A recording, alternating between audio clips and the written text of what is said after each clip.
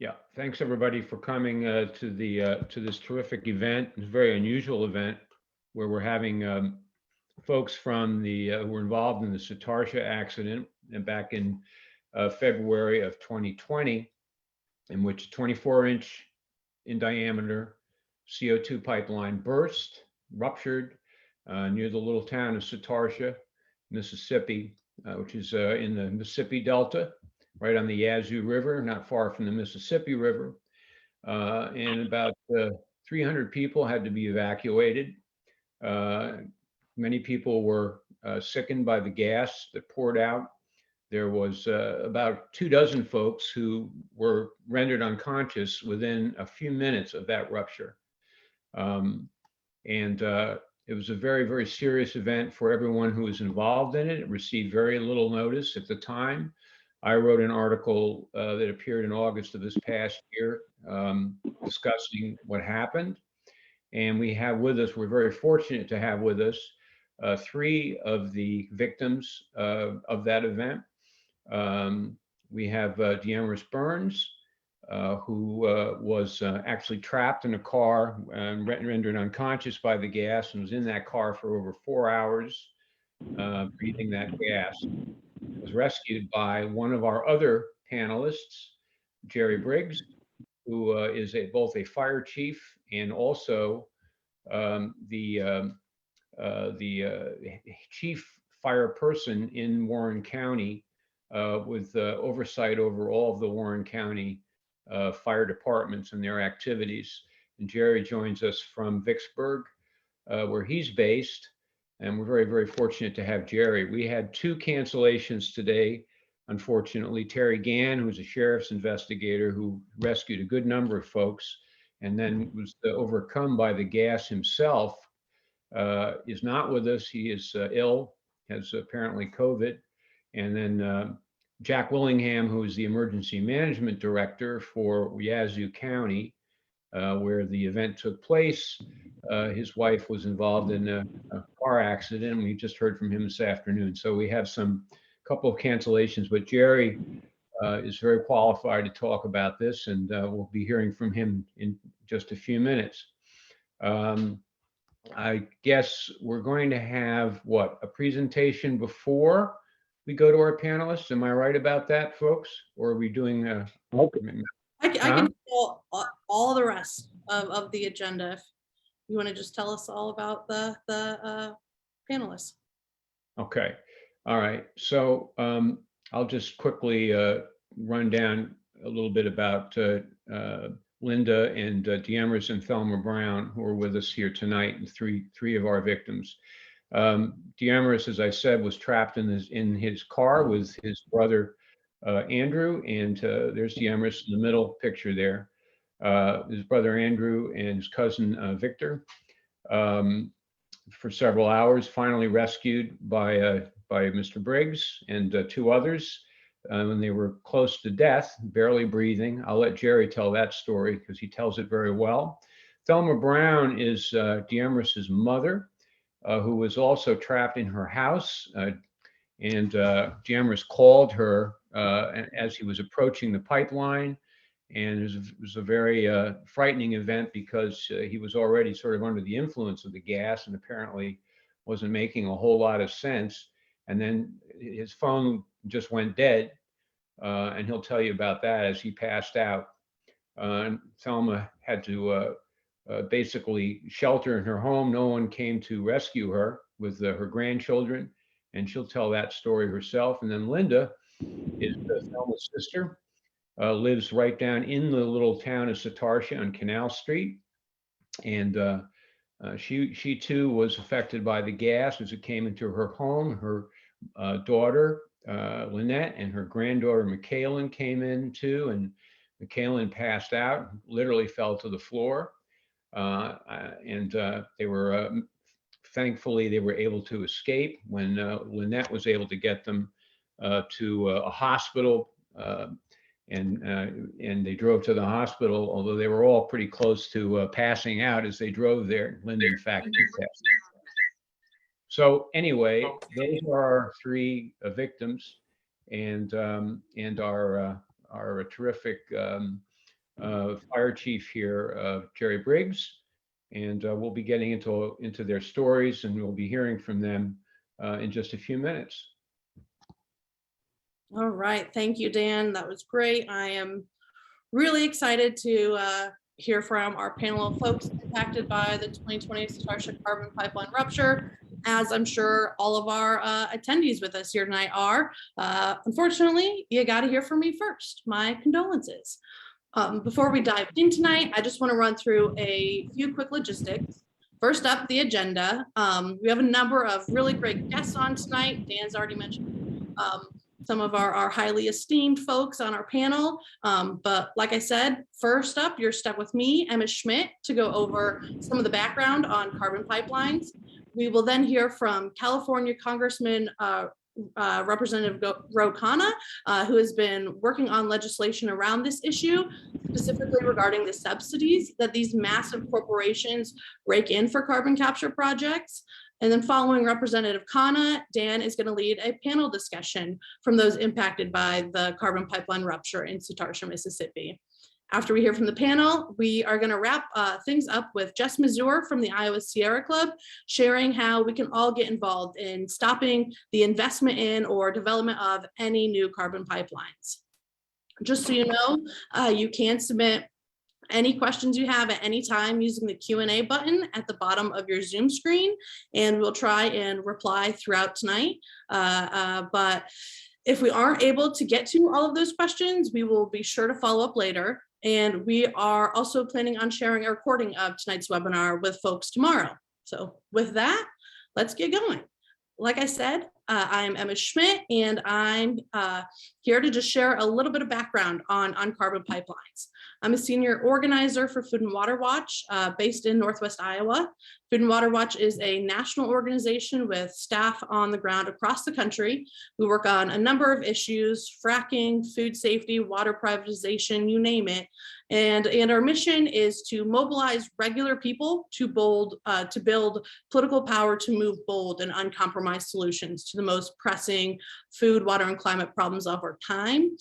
Since our founding in 2005, we have fought against greedy corporations and reckless government agencies, and we've won time after time. We fight and we win in the courts, in the halls of Congress, and on the ground in every state. And right now, we are putting up a major fight against the development of carbon capture and storage projects. We've been working on this issue for years, but we're in the beginning stages of what I believe is going to be a major battle. The Midwest is essentially ground zero for carbon capture right now, with at least 3 CO2 pipelines proposed.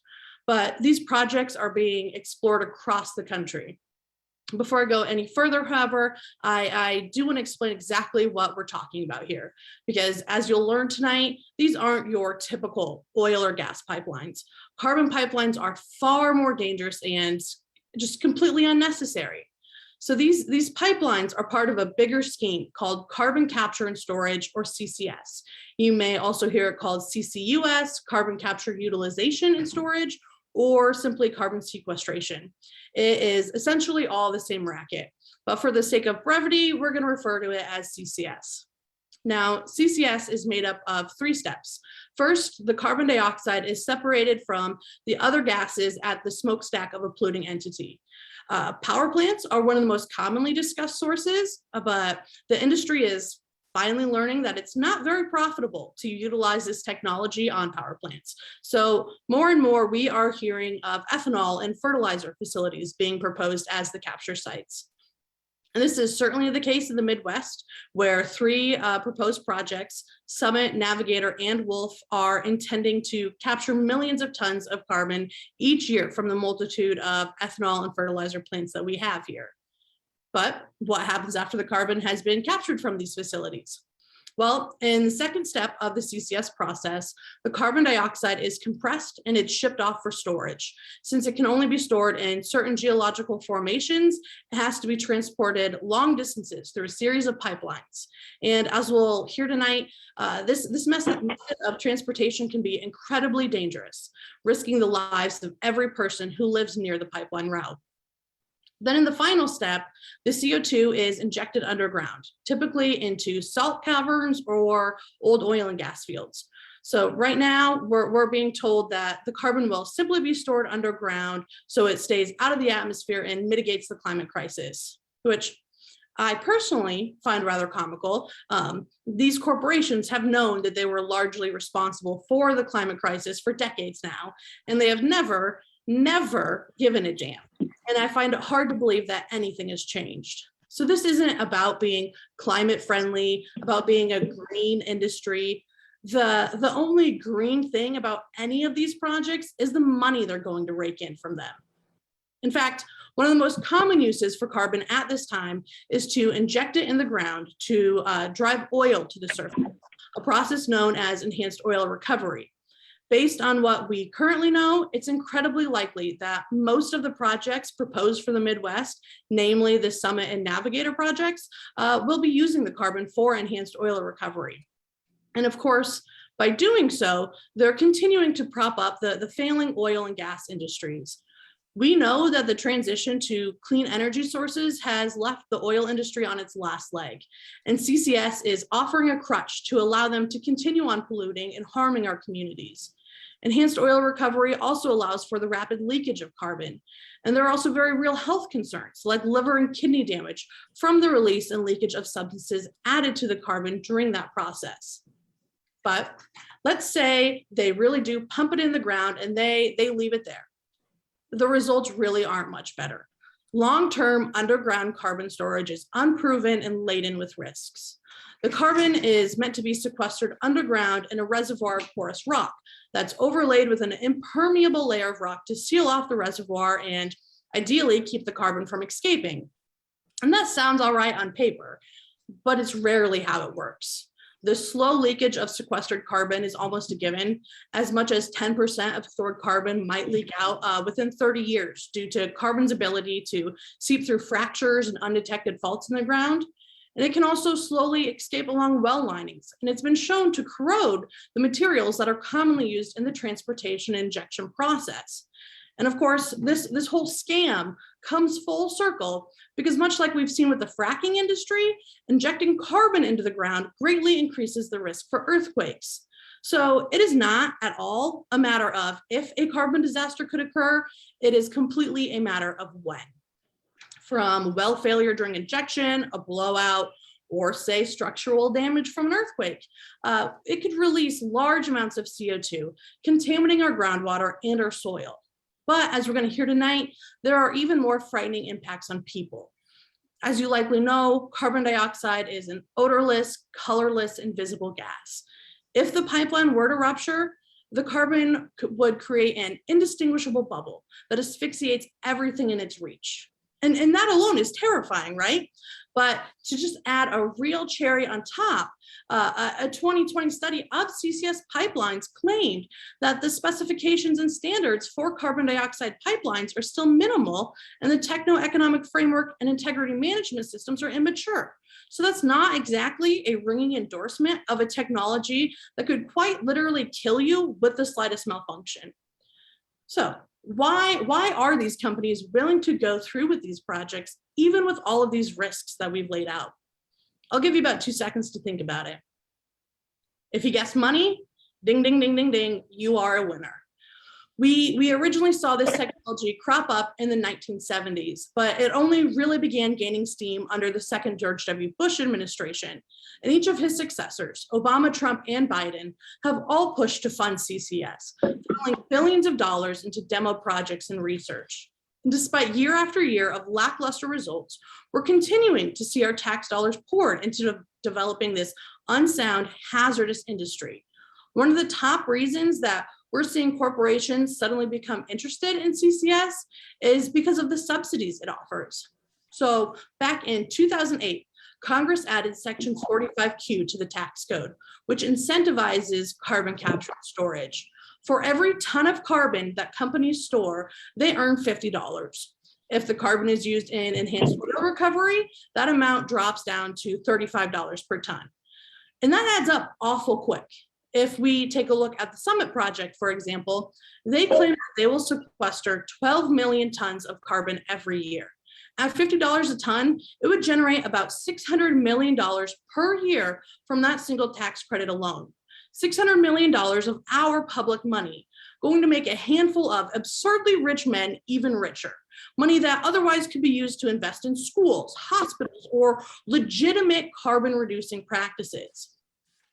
We are being fleeced. Our health, our futures, and our communities are a hell of a lot more important than increasing the profit margins of multi-billion-dollar corporations. And we're not going to let some fat cat Wall Street hustlers profit off an immense threat to our own livelihoods and well-being. We're going to do everything that we can to make sure that these projects don't go through. But before we share how you can play a role in this fight, we're going to hear some really powerful testimonies of people who have lived through this nightmare. So that's all I have to say. But once again, I want to thank you all for joining us tonight. And now I'm going to pass it over to Representative Khanna.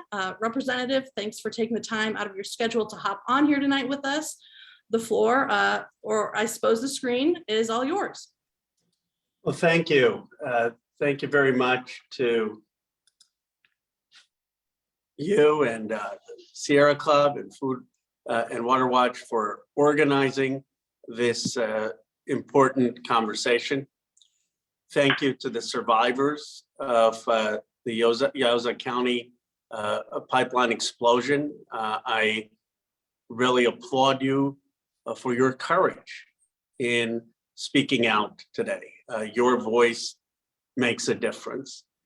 And I know it's not easy to speak out after going through a traumatic experience. So really thank you for what you're doing. Look, the science is so obvious. You can't have carbon capture the CO2, and then put it for use for enhanced oil exploration that ends up producing more carbon in the atmosphere. The whole process is carbon positive. And we have a tax code that actually provides tax credits for companies doing this. I mean, it's mind-boggling. Our tax code is subsidizing carbon positive technology. We're subsidizing carbon positive technology. My bill that I'm working on would get rid of that tax credit as a start, to say you can't have the capture of carbon and use it for things that are going to put more carbon in the atmosphere that's actually going to make us worse off from a climate perspective, and then have the federal government subsidize it. We have 10 co-sponsors so far. Of course, Senator Wyden has been very good on this, but this should be a no-brainer. I mean, I don't understand why this is controversial. Every single Democrat, every single person who cares about the climate should say that you shouldn't be subsidizing a process that's putting more carbon in. And then I appreciate the advocacy against these pipelines, because people, when they talk about carbon capture, they don't talk about the technology infrastructure, the pipeline infrastructure that's needed to transport the CO2 and the danger that that poses for communities, the danger that that poses for people who are going to hear from, and also the fact that that's in itself constructing that is adding carbon. And then we still don't have technology fully in an economic way to put this carbon that we're capturing into the ground and keep it from escaping the ground. That's not me. Those are just the scientific facts. In the entire country, I think there are 12 commercial examples of CCS, and most of that is being used to have enhanced oil. So we need to get the facts out. I think they keep crossing out the CCS, but people don't know how limited its use is when it comes to capturing the carbon from fossil fuel burning activities. They don't know the dangers associated with the transport of that carbon. They don't know that the process is actually being used to spew more carbon out in the atmosphere, and that this is not the direction that is necessary to solve climate change. What's necessary, we know what's necessary. It's to invest in renewables. It's to end the fossil fuel subsidies for the fossil fuel burning industry. It's to make sure that we're actually engaged in energy efficiency. We know what's needed, but why have we not done anything? And I don't want to speak too long, but I want to make this point. We haven't done anything because the oil companies have lied to us for decades. For the first time in my committee, we called Exxon CEO, Chevron CEO, Shell, and BP in front of our committee. I said, we're going to subpoena them if they don't come. You know, the House staff was a little concerned. Why are you threatening subpoenas? I said, because we have to get them to testify. And they testified for hours. And I asked them, as did a lot of other people on that committee, including Carolyn Maloney, why is it that you misled us in the 1970s, 1980s, 1990s? Because if you had told the truth, that human activity, human burning of fossil fuels causes climate change, that you knew, that we would have been in a much better place, much different place, because we would have taken steps in the 70s, 80s, and 90s to deal with that, to diversify our energy sources. We wouldn't see this price volatility in gas and Americans being fleeced at the pump if we actually had invested in electric vehicles, in electric vehicle infrastructure, in alternative energies to reduce the demand for oil and prevent this volatility that is hurting us and ordinary Americans. But they lied, and they continue not to tell the truth. They were unwilling to even condemn or say it was a mistake for past CEOs to deny that human activity causes climate change. They said they always made statements consistent with the truth. So we're going to call in now the board of directors. All these people who were elected by Engine One, who say, oh, we are activists and change agents. Let's see if they really are, and let's make sure they tell the truth. I want to just thank Food and Water Watch, Sierra Club for all your help with those hearings, for all your continued help with the hearings.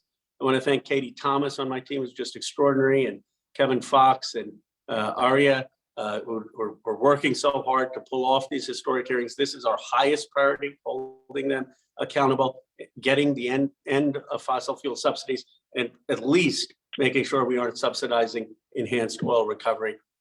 Thank you for giving me this opportunity, but more importantly, thank you for your activism. We need your voice. We need your organization. We need to hear the stories of the survivors of these pipelines so the American people know what the science is and what the facts are, and we actually start taking real action against the climate crisis.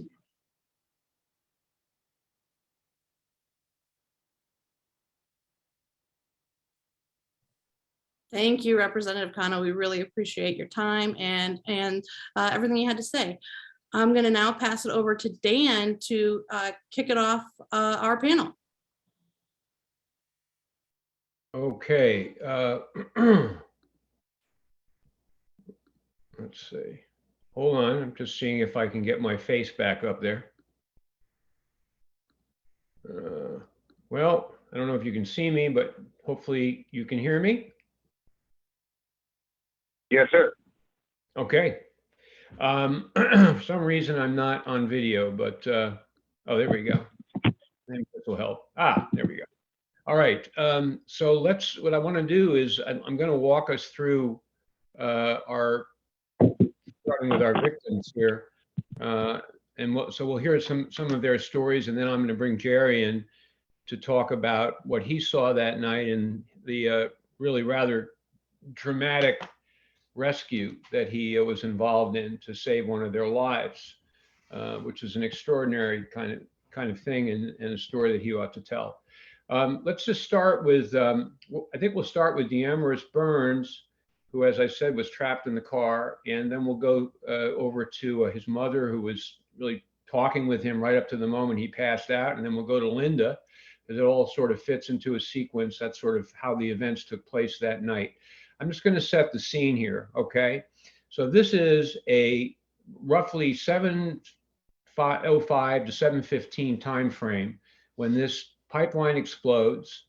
A huge cloud of gas erupts that's heavier than air, and it goes out sort of on the side. It freezes everything around it solid, leaves all these little sort of bits of frozen dirt and everything, carves a gigantic crater in the ground, and then spews this gas. The gas cloud makes its way down the contours of the hill above Satartia into the town. And that's when we start to see people having these very serious effects from the from the gas.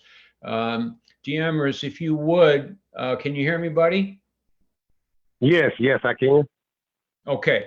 If you would, take us through, as you do very well, where you were coming back from, what your day was turning into there, and what you were doing. That was a Saturday. You were coming back there in the evening, right? And just to put us in the picture and tell us what happened. Well, February 22nd, I went out to my mom's house. You know, I'm a fisherman, so we was going fishing down there, and we decided to go to Vicksburg and go to fishing. And we rode up the road, had a nice time. We fished, and on our way back, I started smelling. We started smelling something, and we thought somebody had, you know, passed gas in the car, but it wasn't that. And then all I heard was boom, and the pipeline had blew up. I mean, it was like a cloud of smoke. And we were riding through there, so I called my mother immediately. I called my mother. I said, "Mom, I'm coming to get y'all. This gas line that blew up down here." And as we were on our way up the hill, which, like I said, the gas line blew up right beside us. We were on the dirt road, and all of a sudden the car went dead. And my cousin said, "My car cut off." And immediately after that, we cut off. And we stayed under there from 7 to 11, from what I understand. You know what I'm saying? I don't know who went in there and got us out of there. I don't know who did anything. But all I know is that my life was at an end right then. You know what I'm saying? That's pretty much all I can say. If they didn't come and get us, we were surely dead. And again, all I can do is say thank you to these guys that came and got us, because I know they was up under more shit than we would. I ain't gonna say more shit than we would, but more stuff. I'm sorry for cussing. But more stuff than we were. But I mean, it was traumatizing, and right now I can't even walk a mile. You know, I've always had asthma, and this has really affected me because I can't think from here to there. I have to write stuff down for the next day. You know, I'm suffering from memory loss. It'd be people I know in the street that I know you, but I can't call your name. Yeah. And people just don't understand how I'm feeling, but it's bad. It really is. And it did knock me out of work since it happened. I tried to go back to work. I can't do it. Yeah. I mean, I work at a lumber mill, you know what I'm saying? I mean, we run. So, and by me having my asthma and everything, which I had that under control, but when this happened, I just can't do it. And like I said, I have to write down everything the day before. If I got to go take my baby to the doctor, I got to write that down the night before I go out. And I ain't never had to do that. So yes, it is traumatizing. Yeah. Yep. But I do want to say, I got to say this before I lose train of thought. Thank y'all to everybody that came down there to get me, man. I swear to God, I love y'all. Thank y'all. And that, I you know what? It's real. It's real, and it's here. And I just want to say thank you. Okay. Giamras, that's great. Thank you for that. I just want to ask you a couple things. Do you remember waking up in the hospital afterwards? Yes, I did. I saw my godmother in there. She was on a gurney. And when I woke up, I was like, where am I? I'm like, where am I at? I'm supposed to be at my mama's house. Where am I at? And Bray, you was in a gas explosion. I was like, what? Really? And I was in Vicksburg. I had extra minute. Don't get me wrong. I had, I can't tell you. I smelled like somebody's boo. That's all I can tell you. But I was bad off. I didn't know where I was until they came and told me what had happened. And then when they finally told me what had happened, I had to go to my uncle's house for a couple of days to sit there. He took us back to the hospital, which all that CO2 or whatever y'all talking about, it was still not. So I had to take an asthma treatment, everything. And it's actually it did affect me because my day-to-day pumps ain't working. Yeah. You know, I have to take a treatment every day now. You know, a little oxygen here and there, you know what I'm saying, just to keep myself going. And it's hurting because I'm used to working every day and I can't. You just one other thing. I'm sorry, Deamers, go ahead. Yeah, and you know, I worry about my children because I'm on child support. Don't get me wrong, but I take care of my babies every day. But you know, it's not only financially, it's emotionally, because the emotion that you go through there and you was almost dead. You know, I'm just saying. I mean, and it didn't have nothing to do with us. We were coming back from having a great time, and then this falls out. And I'm gonna let my mom and my auntie tell you all the rest of it because, you know, that's who been taking care of us. You know, I mean, we hadn't worked since it happened. I ain't been able to work. I've been trying to get disability or whatever, some to try to help me out, but it's not happening. But, you know, I'm just glad to be alive. You know what I'm saying? But once again, thank you to the correspondents that came down there and got us out of there, because I couldn't be talking to y'all today if I wasn't. Yeah. Okay. I mean, if they did. That's terrific. One other quick thing. So when you woke up in the hospital, did you tell me just about you had the stuff on your face and you'd lost control of yourself and all that, right? That was the condition you woke up? Yes, sir. I woke up, I got up, and I saw my godmother. Mm-hmm. And that was Miss Khanna right. Uh-huh. And she's 100 years old, you know what I'm saying? Mm-hmm. So I saw her, and she said, "DeBray, calm down." I said, "Where I'm at?" And she was like, "You at the hospital." And then everything just went from there. I started, my breathing wasn't right no way. But everything started from there. Once I saw her face, I kind of calmed down. And then my uncle came and got us, and we went to his house. We went to my uncle's house, and he took us back to the hospital. He said, "Because y'all ain't breathing right." So took all us back to the hospital. We was at Jackson University. Yeah, we was in University in Jackson. And we stayed there about 2 or 3 days, and didn't nobody find out where I was until my girlfriend came and got me. That's why my mama found out where I was, because I had told her earlier. I said, "Mama finna come get y'all," and we never made it. Yeah. Okay. Okay, DeBray.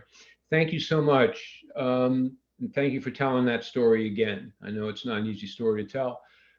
Let's go over, if we could. So you woke up in that hospital. You said you were in Vicksburg, and then later, I'm just clarifying here. And then later, you were still sick, so they had to take you down to the big hospital in Jackson, right? The University of Mississippi, the big teaching hospital. Is that right? Okay. Hold up. I got it wrote down right here. Hold on. Now, actually, after we left the hospital, my uncle came and got us. That's right. I remember now. Okay. And then you did some other testing. Victor's dad came and got us. Yeah, I and remember. He ended up taking us back to another hospital because the hospital that we was, there was so many people in there, they just let us go. They supposed to have kept us for 72 hours from what I'm understood, which I do got it wrote down. That hospital, it was crowded because of the accident that had happened. Right. Yes, sir. So he ended up getting us from that hospital and then taking us to the university, which I had to have 3 breathing treatments. And I had to have 3 breathing treatments before I even left. And then so when you go home, you come back, you know. And I mean, that's just how it went, man. I don't know what happened down there. I knew it blew up, but after that, from what I've gathered from what went around with everybody, I'm just glad everybody's safe, you know what I'm saying? But I ain't saying I was fearing for my life because I didn't know what happened at the time. But now that I do know, I was almost gone. Yeah, yeah. And you've had these memory problems since, right? You've had continuing memory problems. Yeah. Yes, sir. I have to write down everything. If I say I'm gonna do something tomorrow, like if I just want to go out, I have to write this down. Okay. I wake up in the morning and be like, what I'm gonna do? Yeah. I mean, I have to write stuff down to figure out what I got going on. And This then is like, Mhm. I will say this, like people you've been knowing all your life and you can't call their name, that's something. Right. Okay. Okay. Thank you for that, Deameris. Let's just talk to Thelma here. Thelma Brown, are you with us? Yes, I am. Oh, great. Okay, Thelma, would you tell me a little bit from your perspective what happened that night, and starting with getting that phone call from your son, Deameris? Yes. Deameris called me between, I'll say, I think I get it in my phone ready at 7:15. And he told me, he said, Mama, I'm coming at you. We coming at you. The pipeline has blown up. And I'm right up to here, maybe like a half a mile from the pipeline. And so at that instant, he said, his words would get the children. The children were still outside, so I ran and got the children. And I knew where he was. He was maybe like 5 minutes away from me. So I ran out, got the children, brought them in the house, and I came in my bedroom. And I always remembered from things I've seen on TV to get a wet towel if you think you got a crack at the door and put it at the bottom of the door so can't nothing leak in. So I got all the kids. We got in my room, and I waited, and my sister Linda called me. She kept calling. She said, you got to get out of there. The news spread fast that the pipeline had bust, and we were just there. We could not get out. We couldn't do anything. So I'm still waiting on Deameris and them to call, come and get me. And so I came in the house. My little grandson has asthma. So I immediately started giving him asthma treatment. I gave him a pump, and I even gave the two babies some because I didn't know what this gas was doing, and I wanted to keep their lungs open up. I immediately said, I kept telling people, I can't come out, I can't do this, I can't do that. I said, I'm stuck. People were running up and down the road trying to get in and out. My daughter was calling, and different people was trying to do, but they wouldn't let nobody in, wouldn't let nobody out. So all of a sudden I decided, well, Lord, I'm religious. Yes, I am. I'm a Christian. And I said, Lord, what I'm going to do is I'm going to take these children and I'm going to get in this bed and I'm going to expect you to protect us as we do this. And I did not hear from my children. I was worried. Are you there? Yes. Yes, sir. Okay. I was okay. worried, and you still got me? Yep, we got you. Okay. And after that, I told the Lord, I said, Lord, what I'm gonna do is we're gonna go to bed and we're gonna ask you to protect us. So later on, somebody called me and told me that they had found Deameris, Andrew, and Tyrone, and they were on their way to Vicksburg by ambulance. So that was the way that went, and I'll let Linda take it from there, or whoever else. It was a horrifying experience, and I hope nobody ever have to go through this again. And it is God awful to think that I live right up the road, maybe a half a mile from a pipeline that they got has carbon monoxide poisoning right on the sign in the road. I walk through it every day because I walk a lot out here, and it's scary. And so if you all can do anything to prevent these things from happening in your area, do so. Congressman, representatives, whoever you can get to help you all, get it out. Let it be known that this is a bad thing, not only for our planet, but for the people on it. Yes, ma'am. Yes, ma'am. Thank you, Thelma. Just very quickly, when you saw your son again, did you see what kind of shape was he in, and how did he compare to, you know, the person he was before the accident happened? Just give us a little flavor of that, Well, if you would. yes, I will. He was, his mind is not good, like he said, and my sons were helping me to raise their brother's son. I have a 10-year-old that we've been raising together, so it went from a point where they could not help me, where we had to sit. I get a once a month income, so with me, got to take care of them, help with them, and my grandson has put us in a great strain. So I have watched them go from, I would say, from men to boys, because when you can't get out, those boys are used to working and doing things and making it happen, and you can't do it anymore. It's sad to see them in this shape. It really is, and it's a tearjerker. Yes, ma'am. Okay, great. Thank you, Thelma. Thanks a lot. Okay, Linda, are you there? Linda Garrett? I am. Terrific. I'm How are you? here.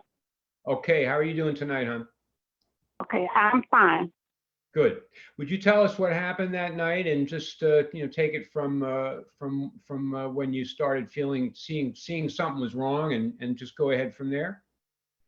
Okay, well, when I was back in my bedroom, and my daughter and granddaughter had went to get a pizza, so I was home alone. So I began to smell something, and so I called Thelma, and then that's when she told me about the brain, about they had said a pipeline had blown up. So I called 911, and they told me they would call me back. And so they didn't call me back, and I called them back. I say, well, do we need to be getting out of here? And so they told me they would call me back, but they never did. And I began to smell, it began to smell like an egg smell then, and it was coming in strong. And then by that time, my daughter and my grandbaby had made it in. And when my granddaughter, my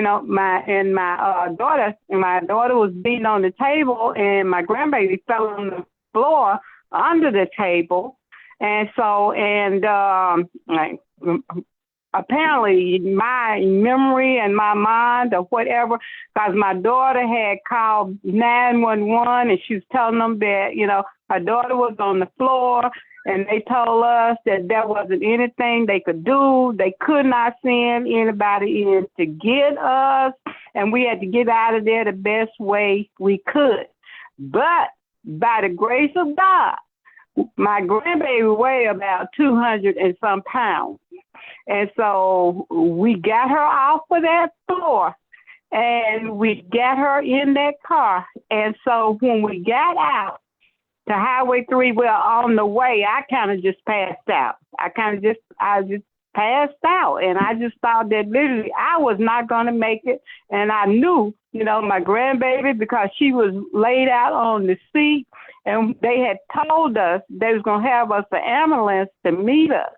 But they didn't. And so when we got out on Highway 3, they did lead us down to like the Phoenix, and then we went on from there to Vicksburg.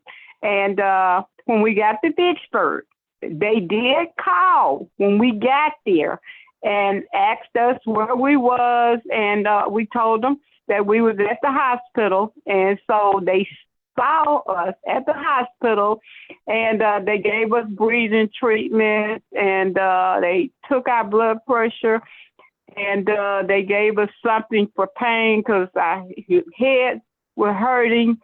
And they told us, they said, you can't go home, and we cannot keep you here. And so literally, we didn't know what we were going to do. And so we rode around Vicksburg, and so we finally found the hotel. Yeah. And you had to stay there that night, and then you went back, I guess, the next day, and you still had that smell, that rotten egg smell, right, from the gas? Right. And then when we got home, okay, we got to the post. They told us we could come home the next day. And so when we got to the post office, and they didn't have any compassion or anything like that. They asked us, do you want somebody to, go to see if it's safe for you to go in your house? And I'm like, yeah, I want somebody to go. And then when we got there, and so the, I guess, Scientologist or whatever he was, he went in first, and then, he had his meter and it started going off, and he told us to get back out. So we got back out, and then he told us to come back in about 45 minutes. And so we actually had stayed away like an hour. And then we came back. He had raised all the windows and stuff in the house, and it was cool on that day. And so he told us, he said that, we were going to have to keep the windows up until we go to bed. Yeah. And so, and we did, but then still we was afraid to let them down, because even on that was that Sunday, even on that Monday, I kept smelling things. And then I had the butane, because we have butane. And so I called the butane company. I had them to come and check all, make sure I didn't have any leaks. And so they told me, said, ma'am, it's nothing. It's nothing. You have no leaks. But it was just frightening. And the most frightening part about it was having somebody to tell you, when you call 911, you expect some help. But when 911 tell you they can't help you, they can't send nobody in, to me, that's a death sentence. And in the little town of Satartia, we didn't have any help. They had to wait until somebody come from Vicksburg before they could come up into those people's house and check to see if there was anybody still up in there. Mm-hmm. Okay. So they didn't have any equipment. Yeah, they apparently, because of the carbon dioxide, as I understand it, they couldn't bring their vehicles through town because the carbon dioxide would have killed the engine. So they had to do this whole other thing. And it was very difficult for you, terrifying for you guys. Let me just ask you one other thing, Linda. Michaela, your granddaughter, you say she fell on the floor, but she was actually unconscious, right? She fell unconscious, Right. and then you had to carry her out because she was unconscious, you and your Right. daughter, right? And then you passed out yourself en route to the hospital. Is that right? Right. Okay. All right, Linda. Terrific. Thank you for that. Thank you very much. Let's go over now to Jerry. Jerry, are you still with us there? I am. Oh, terrific. Okay, Jerry. Would you take us through your experience that day, that night, and if you would, talk about what your thought process was as you heard about that there had been a leak, and what you knew and what you didn't know about what that gas was, and how you guys dressed, let's say, for the occasion as firemen, and why you made the choices you did. So we've got a lot of first responders listening in, so I'd like you to take us through that. Yeah, so we actually, in Warren County, adjacent to Yazoo County, we have a mutual aid agreement with surrounding counties. As if we need help, they come here. If we need help, we'll go there. We'd had a supervisor election, so we were at a gumbo cook-off, and one of the deputies had walked by me and said, "Hey, did you hear about the explosion in Yazoo City?" I said, "No, I didn't hear anything about it." So then I got to calling some of my contacts, and obviously Jack Willingham was one of those contacts. And all Jack could say was, "Yes, there's an explosion. Come on." We really didn't know anything else. Mm-hmm. Excuse me, are you want one of the responders? Yes, sir. Yeah, this Demeris. Hey, look, man, thank you. I swear to God, thank you. Yes, now sir. you go Yes, on. sir. I'm I just glad want to to hear say your thank you. voice. Okay. I'm glad to hear you too, brother. I swear to God. Yes, but I'm sir. just saying thank you, and then I ain't gonna say nothing else. You continue with your go on. Yes. Yes, sir. But anyway, we after that call with Jack, I kind of mobilized my crew, and it took us a minute to get what we needed together, because we really didn't know what we were going into. Jack didn't have any idea what the explosion was. There was some thoughts of natural gas. There was thoughts of chlorine, because apparently there's a water treatment plant somewhere in the area. So we didn't know what we were going into. So we brought all the air bottles we could bring and our side by side, and we met. I guess it was the Highway Patrol and some deputies at Phoenix Road and Highway 3. And that's when I asked the question, what do we have? And they still didn't know an answer to that. So we decided at that point, I think we were somewhere around 5 miles from the city of Satartia, or the town of Satartia.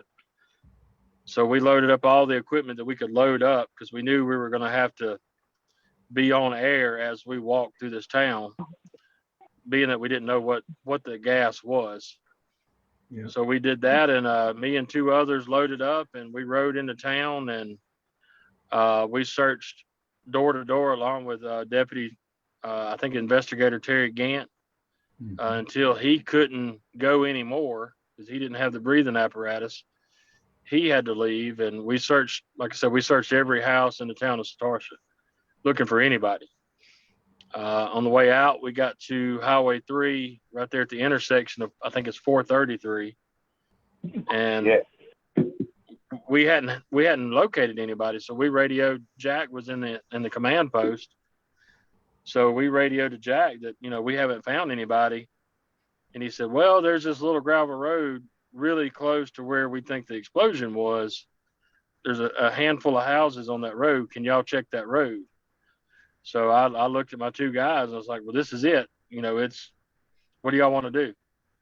And, there was probably some choice words in the conversation, but the end result was, screw it, let's go. That's what we're here for. We're here to find people. So I don't know the name of the road that we actually found the guys on, but at the intersection, yes, sir. At the intersection, there was a car that just had the headlights on and a door open. So we searched that car, and nobody was in it. And we continued down the gravel road, whichever road that was. And our UTV started sputtering and dying. So I looked at the driver and, screamed at him. I said, whatever it takes, just keep this thing running, even if it takes dropping us and going back towards fresh air. So he kept it running. And just as soon as I got that out of my mouth, he said, hey, we got a car. Well, we've run up on several empty cars, so we just assumed it was an empty car. And no sooner than we could assume that, he said, I got victims. So we popped off of the UTV, and we noticed that there were 3 unresponsive subjects, 2 in the front, 1 in the rear, that were unresponsive, breathing barely, but breathing. And the car was not running. All the windows were up and the doors were locked. So instantly, we started breaking glass, trying to remove the first victim out of the passenger side rear. The car was still in drive, so we had to secure the vehicle, make sure it wasn't going to roll off. We got the one victim, and I'm sorry, I don't know who was sitting where, from the back seat into the side-by-side. The original plan was to take him to safety, which was about 6 miles. And I said, no, we're not leaving these other 2 behind. We're going to take all of them. So we radioed to command that we had 3 victims, to have ambulances ready when we got back to transport them to the hospital. And as bad as I hate to say it, we stacked all 3 of them in the back, kind of one on top of the other, and headed back out. So we got them back to the ambulances, and they, the ambulance crew did what they do and took off, and we went back to Satartia and met up with some other guys from Yazoo County and actually went and pulled, I think, 14 or 15 other people out, which were conscious, but still in the plume, if you will, of where this gas was going. So we pulled all of them folks to safety and got them back. But obviously the 3 that were in the car were in the worst shape. And we really didn't know what the status was until way later in the wee hours of the morning. Right. Yeah, you actually went by the hospital, right, to check on them? I did. I know a lot of people at the Vicksburg Hospital, and by that time I think they'd been transferred or somebody had taken them to UMC. Okay. And you guys, you talked about not knowing what the gas was and what the problem was. And if Jack were here, our emergency management director from Yazoo, he would run that down. But since he's not, I'm just going to just make a couple observations here, Jerry, and correct me if I'm wrong, but what I understand is that Denbury, the company that ran the pipeline, never actually called. They knew ahead before anyone did that there had been a pipeline explosion, and that's documented in some of the records that we have. But they didn't notify anybody, so it left Jack Willingham and other people to try to figure out what the heck was going on. You didn't know whether it was natural gas, ammonia, or chlorine or what, right? And so you all went down in full turnout gear in case it was explosive. Isn't that right? Yes, sir. I think somebody else was trying to speak too. I'm sorry. Is that right? Yeah. I was. Okay. Mr. Zegart. All I'm saying is, we didn't know. It just happened. You didn't know. You didn't know what the gas was either, right, Demarest? Yes, sir. Okay. So I did not know. Okay. So what I wanted to say was it's just sort of one of those things that a lot of people who live near pipelines, particularly if the pipeline's been there a few years, have no idea what exactly is going on with that pipeline. And that's an area, Exactly. I think, right? Yes, sir. And let me just say for this, Yes, Jerry. Yeah, let me just say this for Jerry's benefit, that and for Jerry to comment on that. If we're going to learn lessons from this, Jerry, what are some lessons that you think we should learn? Well, and I don't know. And like I say, Jack and I are really good friends, and we have the same job, obviously, in different counties. But I think also in the same area of Highway 3 and 433, there's additional pipelines. There's not just that line that ruptured that night. There is some other gas lines in that area. So, yeah, if the ball was dropped by Denbury not reporting the leak, I can't speak on that. But when you have pipelines, usually you have more than one type of pipeline. So we really didn't know what we had. So we were treating it worst case scenario. So we, full turnout gear, air pack. Several of us had just went through a class on pretty much that, just survival in that situation. So you can't take a breath for hours. So, we swap bottles religiously as we're walking. That's why we had so much apparatus with us. But, I'd actually made the comment after the fact that I'm glad this pipeline doesn't run through Warren County. Yeah. Little did I know the same pipeline runs through Warren County. We've never been contacted by anybody. Yeah. So if there's a lesson to be learned out of this, and it's just not a Denbury thing, it's a gas line or whatever thing, right. They need to get with these local response agencies on how to respond to their pipelines and right. what those actions should be if it ruptures. So that's the lesson that I see out of this. Right. So there hadn't been, in other words, you guys had some special training there in Mississippi at the fire academy there. They have a very big, very advanced one. So that helped you with your response here. But for most first responders, they're not going to really have had specific training in what a carbon dioxide rupture looks like and what the scenario is. Correct? I mean, that's not part of a training. Absolutely not. We will have a basic firefighter will have basic hazmat training, and it does not get into individual gases and how to respond and how to act in those gases. Okay. We're going to have to wrap it up here because I have to hand it back to Jess, but I just want to make it clear that the exchange you all heard before between Demarest Burns, our victim, and Jerry was about the fact that Jerry was one of the people who rescued him. And I guess Demarest didn't realize Jerry would be on this panel. Oh, no, Demarest is here.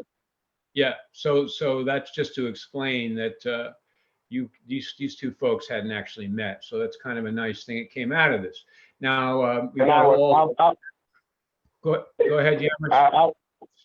I would just love to see him You know what I'm saying? I do a little bit of barbecue, you know what I'm saying? I can't try that, but I just want to say thank you. Okay. Okay, my friend. Absolutely, absolutely. Like I said, when things calm down, let's get lunch. Let's actually meet. I'm all about meeting you. And if it weren't for y'all, I wouldn't be here. And that's the truth. Y'all Yes, came sir, down man. there. Y'all came down there when it didn't have to happen, but y'all did. Y'all came down there and saved our lives. I swear to God, I love you. And look, and I can't wait to see you face to face. That all starts well before this incident with Jack Willingham reaching out and creating these mutual aid agreements. So he understands where his staffing shortages are, and we understand where ours are, and we work together. So I'm just glad it was a good outcome. And you know, and Dan, to kind of recap on that, yes, this is a pipeline incident. I understand that. And I understand the focus is with pipeline, but just a few weeks ago, we had a train car derailment here with some of the same type stuff on it.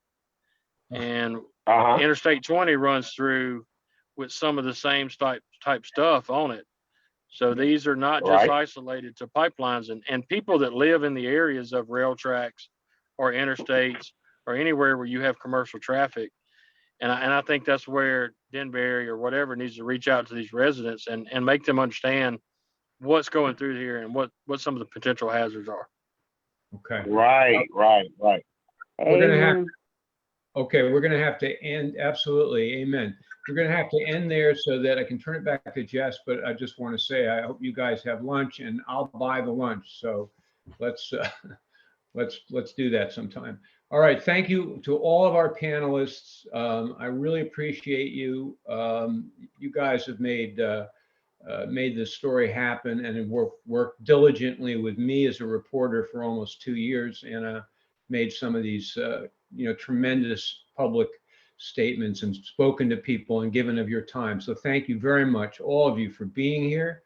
And we'll see you again. I'm going to ask if everybody would hit *6 if you're on a phone, so that we can do the rest of the evening here, and we'll just pick it up with you all later when I get a chance to talk to you another time.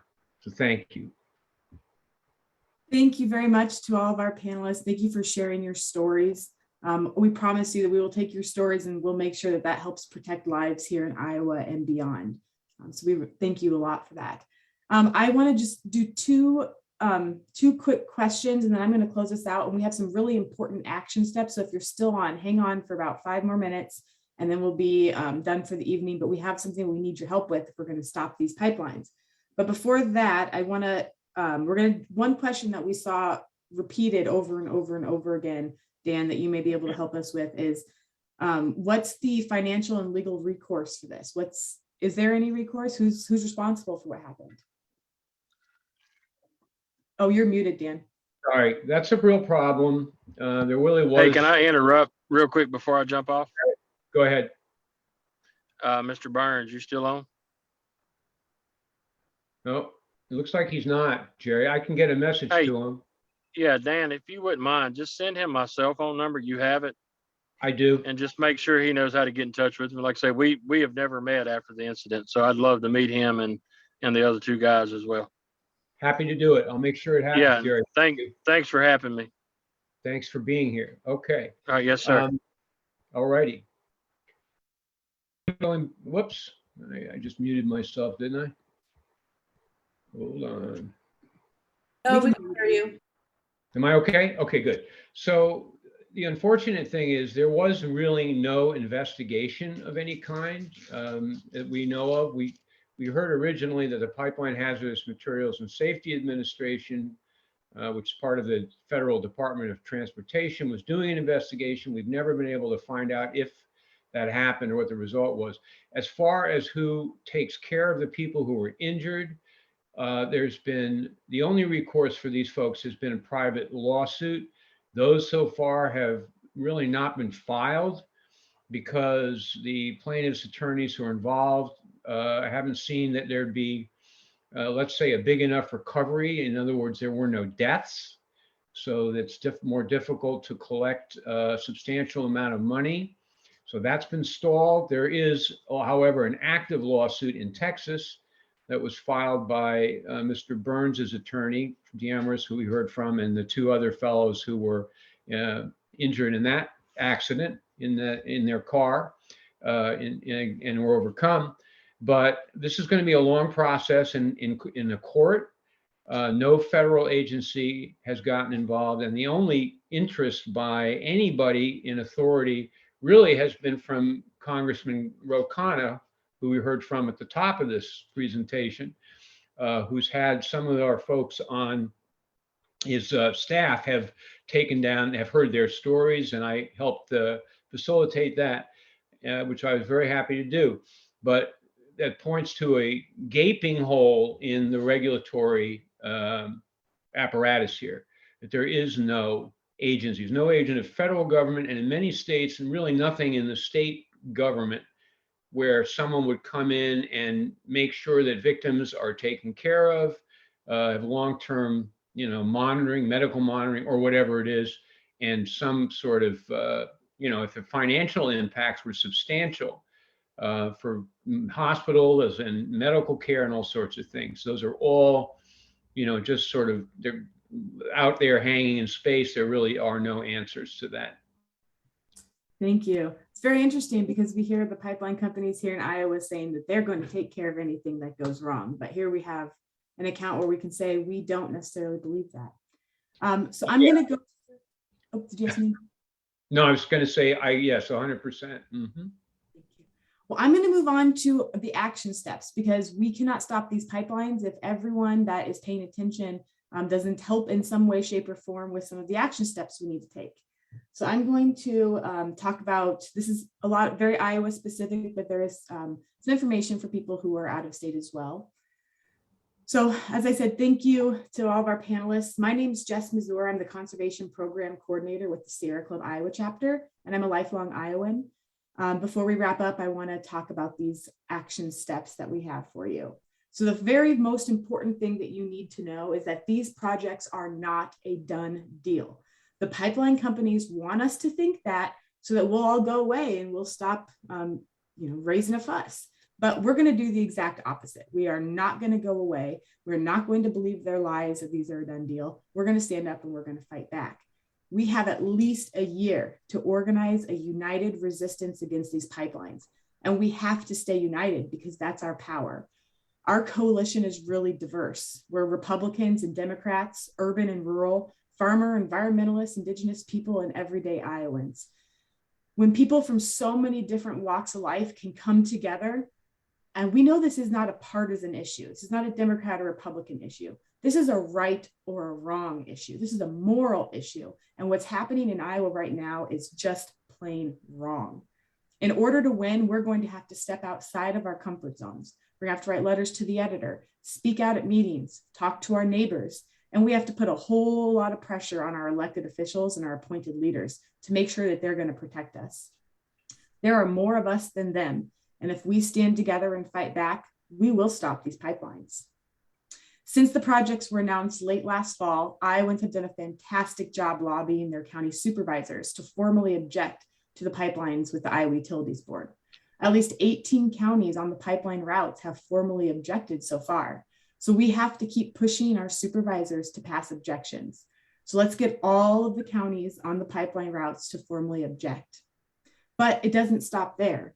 Earlier this month, the 2022 legislative session began. This is our chance to strengthen Iowa's eminent domain law to help ensure that these projects will not be approved. And it's not going to be easy. A few weeks ago, we started to hear rumbles that Iowa's legislators were going to address our weak eminent domain law. But it's pretty clear that the pipeline companies have been lobbying them hard to buy their votes, buy our state legislators' votes, and they're starting to back down. We have to be louder than these pipeline companies. We elected our state legislators and we can unelect them because there are more of us than them. So let's dig into some of the excuses that we're hearing of why it's not time to pass a bill. And I want to make sure that everyone knows what we're hearing and how to respond to it. So one of the things we're hearing is, this isn't the right time because we shouldn't change the law when there are 2 pending projects in the state. Well, now 3 pending projects in the state. I would challenge that by saying this is exactly the right time to take action to protect Iowans. The threat is here now, and the time is to act is now. This is what we elected them to do. If there is a threat, we need our legislators to take action now and not delay. We keep hearing that changing the rules on the use of eminent domain would send a wrong message to the supporters. Supporters? What supporters? I've been reading the objections, I've attended the public meetings, and I've spoken to hundreds of landowners. Nobody wants these pipelines. The only supporters are the people building these pipelines, and I don't care one bit if we change the rules on them in the middle of the process. Companies need to have confidence that Iowa is a great place to do business and that you can count on a stable legal, regulatory, and tax structure. Well, I don't care one bit about ensuring confidence in companies that are threatening to destroy Iowa farmland, put our families in danger, and harm our communities. Our legislators should be instilling confidence in us, the voters, and we want to know that they're willing to stand up to protect their constituents. We've also heard, well, this can be handled later. Why would we wait until it's too late? The time to act is now. The threat is here now. There is no reason to delay this vote. It needs to happen this session. We're also hearing, well, we shouldn't rush this.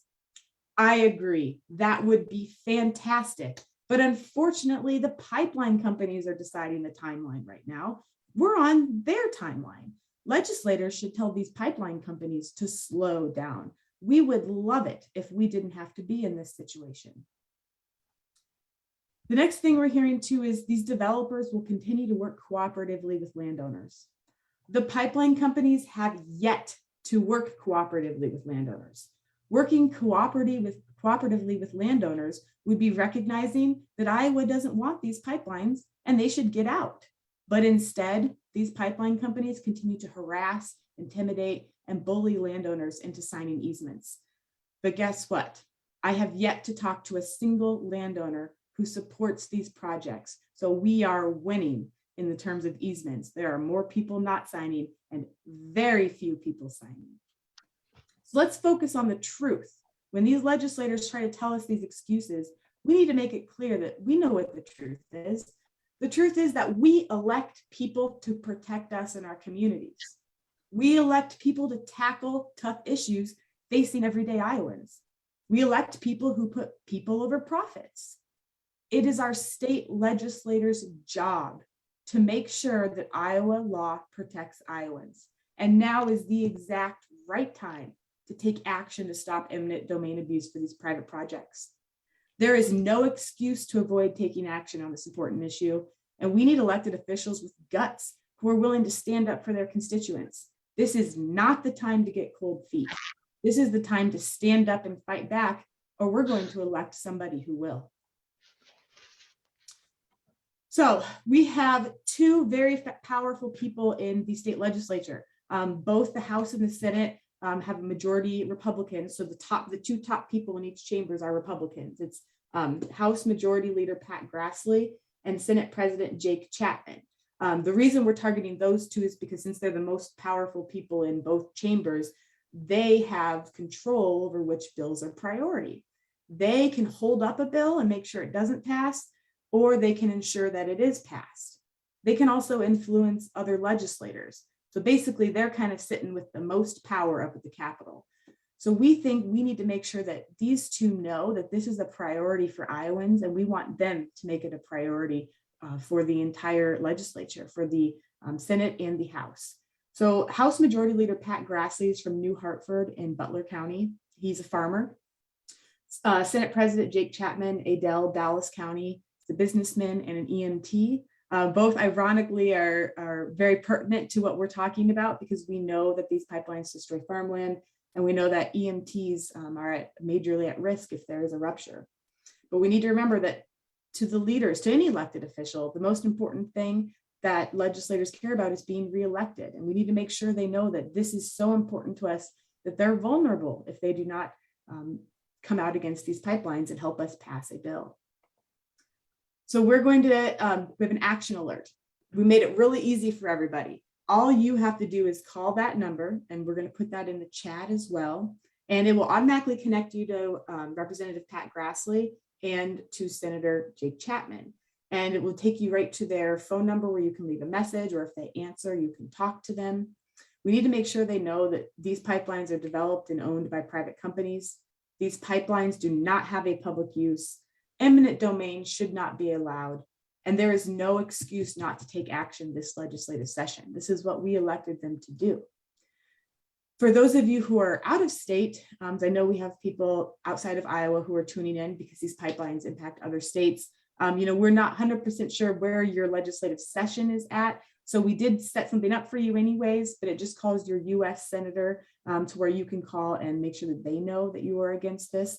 And then please get in contact with the organizations in your state that are fighting the pipeline, because they'll be able to give you some of the specific action steps. But we did want to include something for Iowans and for out-of-state folks. But please call that number. I called it and tested it out, and it sends you straight through. And then you'll hang up and you'll call back again to get to the other person. It's very simple, but this is how we're going to stop these pipelines, is we have to be louder than the pipeline companies. We can't let our legislators back out of taking action on these pipelines. And we have to let them know that by calling them today, tomorrow, and every day after that, until we get a commitment that they will pass a bill that does not allow eminent domain for private projects like these. Jess, can you share the phone numbers out loud for the folks on the phone? Yes, so the phone number for if you're in Iowa, that phone number is 888-793-4597. If you are out of state, the number is 866-846-4075. And this is just the first of many action steps that we're going to have for everybody throughout the legislative session. But right now, the biggest thing is we have to make sure the two most powerful people at Iowa State House are on board and willing to pass a bill. And then if they're on board, then we can work on getting all of the other legislators and get that bill moving through the process and make sure it passes by the end of this session. So thank you all for joining us this evening. There are a lot of questions that were in the chat. We've been answering those live in writing there, and we'll have some other information in a follow-up piece for everybody. And we'll also have this webinar recorded to send out to everyone. So thank you so much for attending, and we hope you have a good day. And please make those calls. If you hear any good information, you can let us know by sending an email to jessica.mazour@sierraclub.org. And Emma, what's your email that they can email you if they get a good response? Schmit, SCHMIT @fwwatch.org. I'll put it in the chat too. Thank you very much, everybody. And we hope that you have a wonderful evening. And thank you, Dan, for joining us. And thanks to all the panelists as well. Thank you. Thank you.